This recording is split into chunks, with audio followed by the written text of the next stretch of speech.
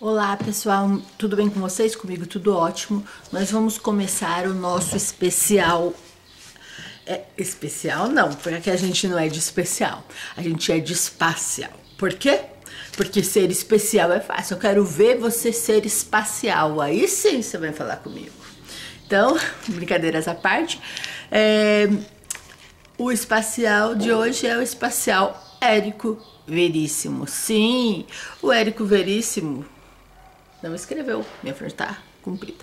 Não escreveu coisas só para criança, só para adultos. Ele escreveu coisas para crianças também, na década de 30. Depois dessa onda do Monteiro Lobato, os grandes autores também viram, putz, as crianças aí estão pedindo literatura. E tava faltando, então o que a gente vai fazer? Vou fazer literatura para criança. Como foi o Graciliano Ramos no nosso último vídeo, né, com A Terra dos Meninos Pelados. E agora o Érico Veríssimo vai fazer alguns livros na década de 30. Bom, vou falar agora primeiro, nesse primeiro vídeo, sobre as aventuras do avião vermelho. Bom,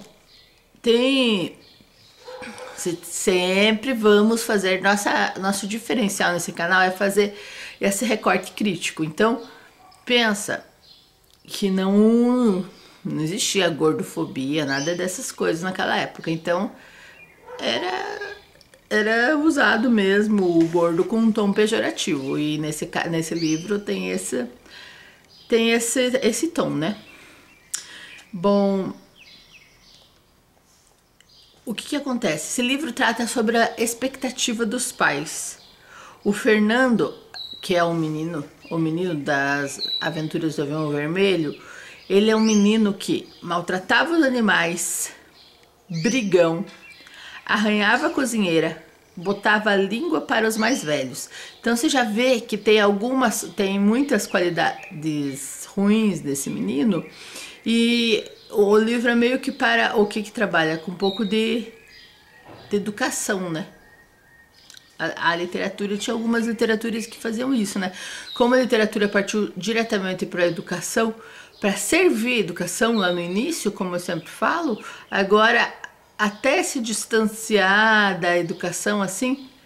Tudo bem que a gente teve o choque de distância da educação com o Figueiredo Pimentel e aqueles textos jocosos de piada tal, que tinha o Pedro Malazarte, que não tinha, que era o protótipo do jeitinho brasileiro, e o Monteiro Lobato, que já tinha a anti-heroína, que era a Emília, então já tratava o adulto de igual para igual, então já teve essa ruptura com a educação. Mas na literatura do Érico Veríssimo, você retoma um pouquinho uma coisa com a educação, um pouco mais conservador, tá? Ó, pai e mãe estavam tristes, eles queriam que o filho fosse quietinho, obediente e bom.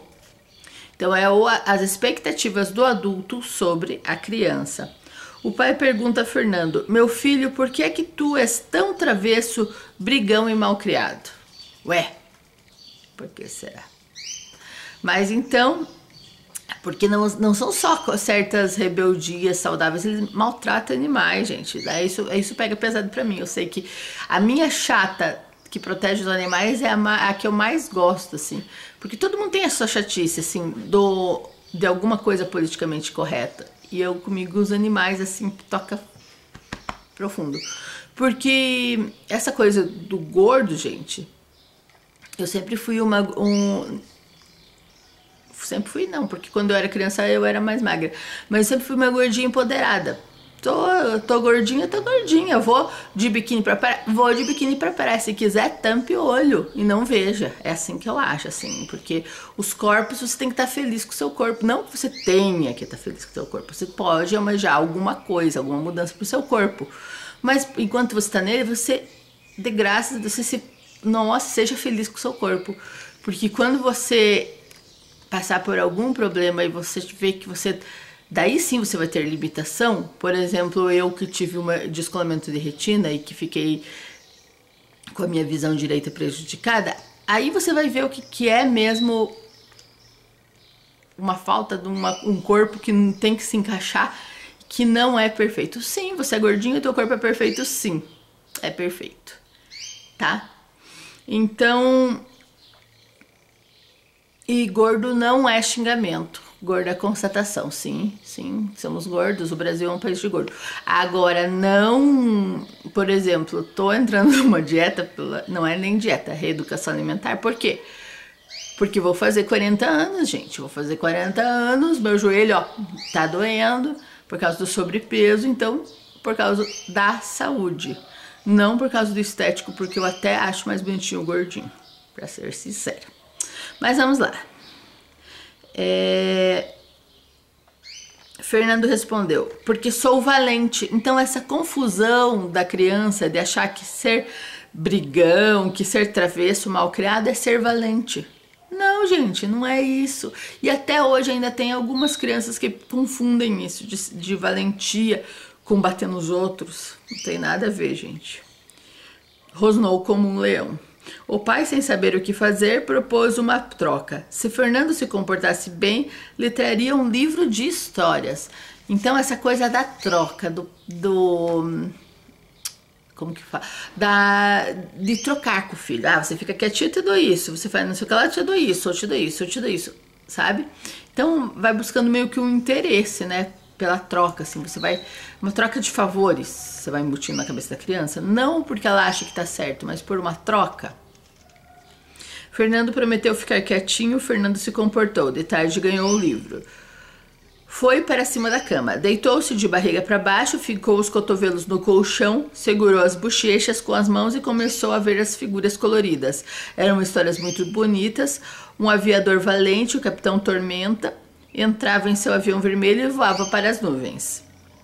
Ia até a África caçar leões e outros bichos. Então a gente tem que pensar, como eu digo, que não tinha essa coisa do IBAMA, proteção dos animais naquela época, né? 1930 eles achavam que os animais seriam eternos, eu acho, porque tinha bastante animais mesmo, né? E então, mas, né? É só explicar isso para criança. Descia até a China, cortava o rabicho dos chineses. Ia lá e cortava o que o chinês tinha o estereótipo, né, do chinês tinha aquela barbinha. Cortava o rabicho ou o cabelo comprido, não sei se rabicho ou cabelo. Ou aqui, não sei. Se você souber, indica na descrição. Passava pela Índia e dava tiro no tigre de Bengala. Eu vou falar, né? No início, Fernandinho pensou que os tigres da Índia andavam de bengala, mas depois o papai explicou que era um lugar. Então, isso daí começa a ter uma leitura interessante nessa obra. Você pegar um mapa mundi, abrir com essa criança, com seu sobrinho, com seu aluno, com a sua criança interior, abrir o mapa, sempre é muito interessante. Abre o mapa e procura esses países que o avião está passando. E é legal, assim, tipo, essa brincadeira de que a criança leva ou tudo ao pé da letra, de pensar que o tigre de Bengala usava bengala. Só que daí o pai explicou que Bengala é o lugar, procura Bengala no mapa. O Capitão Tormenta continuava sua viagem, encontrou um Zeppelin pelo caminho e derrubou com sua metralhadora. Desceu na Rússia para comprar gasolina e foi preso por uns soldados barbudos. Fernandinho olhava as figuras e ria. Mas por fim ficou triste, porque queria ser aviador também. Fechou o livro e foi conversar com o pai, dizendo que queria um avião. O pai prometia que não ia mais fazer travessuras. O pai trouxe um avião vermelho. E daí então ele fingia que era o Capitão Tormenta, que era desse livro. Então ele leu essas histórias. E como toda criança, depois que lê um livro, a imaginação fica empolvorosa e foi brincar com essas histórias. Uma mosca uma mosca muito engraçada, maior, agora começa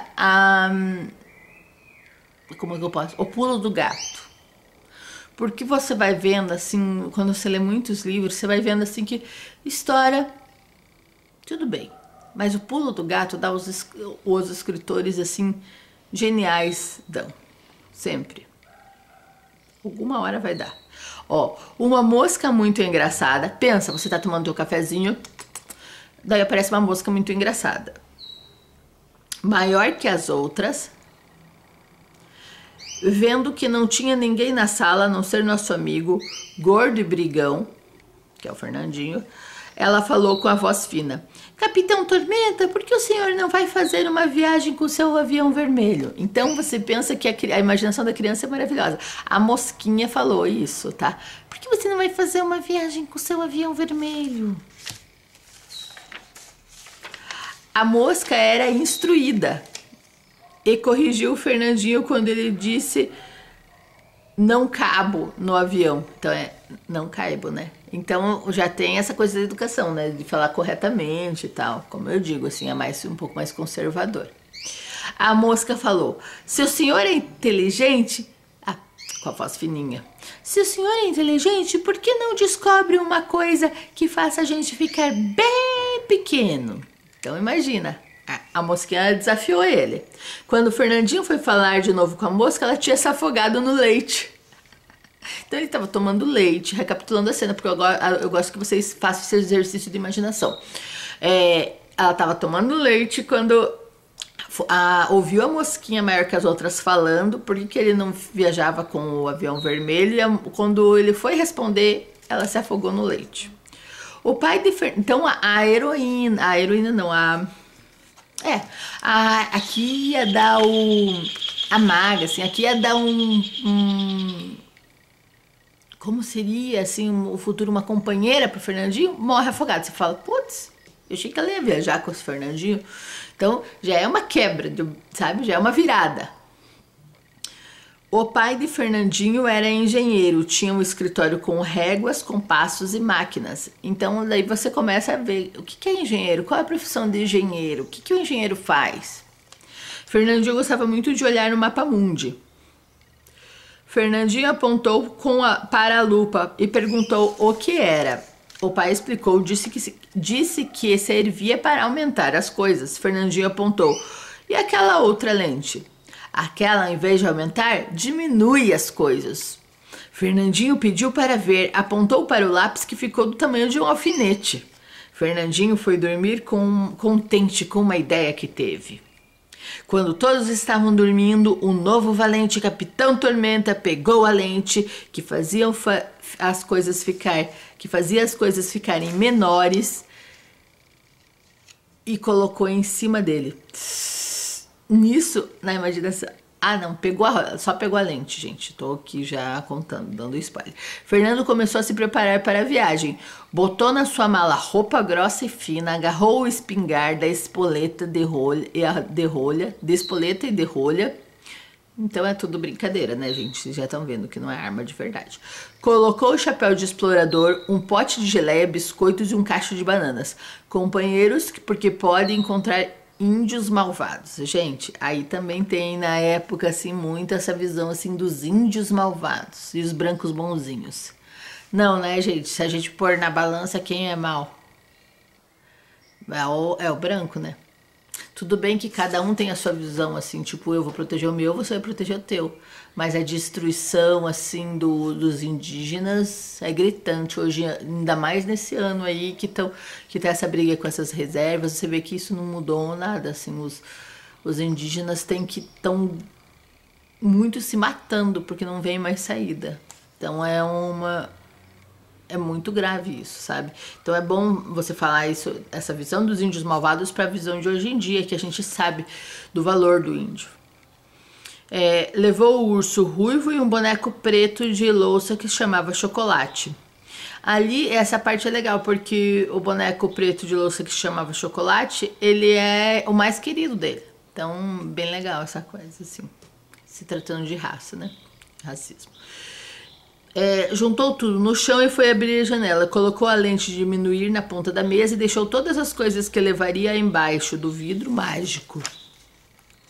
Fernandinho foi ficando pequenininho até chegar ao tamanho de um dedo mindinho.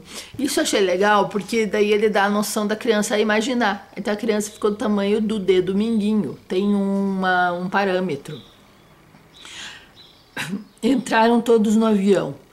Guiando Fernandinho, o avião vermelho começou a dizer brrr, brrr. Então a fala do avião é o motor, o barulho do motor. Capitão Tormenta seguiu o conselho de Chocolate e foi para a lua. Isso é muito legal, porque é 1930, né? Década de 30.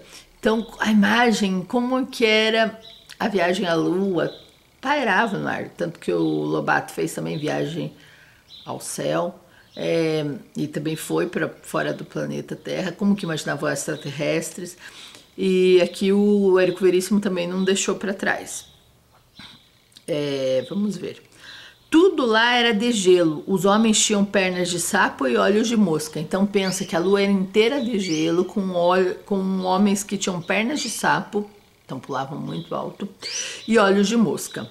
Os 3 aventureiros viram uma tabuleta em uma casa escrita Setevros. Aí é outro ponto de genialidade, tá, gente? Porque o artista, ele não segue as regras, assim, ele subverte as regras. Ele é um anarquista, ele subverte as regras, ele não respeita as regras.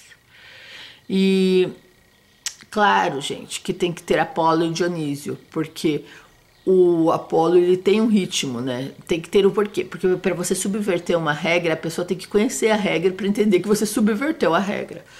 Então, os 3 aventureiros viram uma tabuleta em casa escrita Setevros. Depois de ler e não entender, o Capitão Gancho achou que na lua tudo devia ser de trás para adiante e compreendeu que estava escrito sorvetes, porque Setevros significa sorvetes, de trás para frente. Genial, porque daí você pode usar com as crianças várias palavras, brincar de trás para frente. Você muda o que a pessoa acha que é o, entre aspas, normal. O sorveteiro não entendia o que o capitão queria falar, então ele disse a frase de trás para adiante. Setevros cert orelque. De trás para frente fica, quero 3 sorvetes. O empregado deu risadas e tirou 3 sorvetes de uma lata. No alto do sorvete, esticou e colocou uma estrelinha. Na lua, quem dava o sorvete, quem vendia o sorvete é que pagava. O comprador disse que lá, porque lá isso acontecia porque lá o gelo era muito barato. Os 3 companheiros foram passear, viram que na lua não havia luz elétrica, porque o chão, as paredes, as pedras, tudo tinha luz natural dentro. Então era tipo com neon, assim. No teatro, artistas representavam na plateia e os espectadores sentavam no palco. Então era tudo ao contrário na lua. Na cadeia, os guardas dentro da prisão e os prisioneiros foram fora com espingardas nos ombros, vestidos de zebra. Então as pessoas ficavam nas cadeias e os prisioneiros ficavam, as pessoas que não cometiam o crime na cadeia e os prisioneiros soltos. Então você vai pensando essa reversão de valores. Como que seria? Cada vez você para e fala o que seria. Porque ele só descreve, então ele não se aprofunda nisso. Então você tem que se aprofundar, dar espaço para você se aprofundar, conforme você vai lendo com a criança. Nas ruas, os cocheiros puxavam os carros e os cavalos iam na boleia segurando as relhas e as rédeas. Então o cavalo que ficava lá, segurando o cocheiro que ia puxando para ver se é bom. Então se coloca no lugar do outro também. Dá um exercício de empatia e de compaixão aí também, né, nesse livro bem bacana. Viram tudo isso e foram embora. No caminho se chocaram com uma estrela. A estrela pediu desculpa. O avião botou a língua para fora. Que mal educado. Então sempre preocupando com a educação também, tá? Amanheceu o dia, não sabiam onde estavam, viram uma cobra preta e amarela, fugiram da cobra que segurou os dentes, com os dentes o rabo do avião, que falou que ia morrer envenenado. Como Fernandinho acertou a pistola com a pistola a cobra. Lembrando que a pistola é de brinquedo. Fernandinho fez uma injeção de banana e o avião melhorou. Foram para a China, onde um porco os engoliu. O mandarim, que era o dono do porco, mandarim é o idioma da China, né? Um dos idiomas, não sei se é o idioma, mas é um dos idiomas. Então é legal trabalhar isso também. Mandou matá-lo. Ele correu tão rápido que os 3 exploradores saltaram pela boca dele. Quando o porco abriu e caiu e abriu a boca, os três foram pular numa árvore. Os três exploradores encontraram o avião em cima da árvore e se abraçaram e saíram voando. Desceram na África, mas foram sem sorte, caíram na aldeia de selvagens. Estão sempre pensando que os indígenas ou as tribos africanas tal, são selvagens, menos, sabe? Selvagens. Selvageria. Eu não sei, sabe, até que ponto que eles ligam isso. Eu acho que o diferente é sempre selvagem. Então, para os índios, nós somos selvagens? Não sei, não sei. O que passa no cérebro humano com isso? Se você é psicólogo, você dá uma moralzinha aí. Escreve, fala na descrição. O filho do chefe brincava com o avião e os prendeu em um purungo. O capitão acendeu a purungo, é aquele... não sei explicar, mas eu ponho uma imagem aqui. O capitão acendeu a lanterna e viu uma formiga. Lembrou que na África certas formigas que mordiam tinham veneno. Bom, daí depois ele pegou e pediu pro bonequinho negro falar. O bonequinho preto falou um idioma africano e eles conseguiram voltar. Porque eu não sei onde que tá a parte final do meu resumo, mas eles conseguiram voltar, enfim, e a história acaba com ele pega a lupa pro lado maior, eles ficam maiores novamente, e assim termina assim a nossa história com ele dormindo e tal. Mas ele não, como que eu posso falar assim, ele não melhora, nada disso, não acontece nada de extraordinário. Assim, fora, né, claro que acontece coisas extraordinárias, mas ele não muda o defeito ou assim as dificuldades dele por causa da viagem que ele faz. Porque eu sempre digo pra você que existem arcos, né? Monteiro Lobato sempre trabalhava arco, pode ser inconscientemente, mas todo mundo trabalha arco. Aqui o Érico Veríssimo fez só o arco da aventura, tá? Então você vai embarcar nessa aventura. Então é mais assim um entretenimento, não pejorativamente, eu digo assim que é uma opção, é um entretenimento. E o segundo arco, que é esse arco crítico, quem vai fazer é você na hora da leitura pro seu filho, pro seu sobrinho, pro seu aluno, tá? Você vai fazer esses parâmetros e vai fazendo um segundo arco da história, assim, colocando nessa linha. Mas tem coisas muito interessantes e vale muito, muito a pena ser lido esse livro, tá bom? Beijo pra vocês, até o próximo!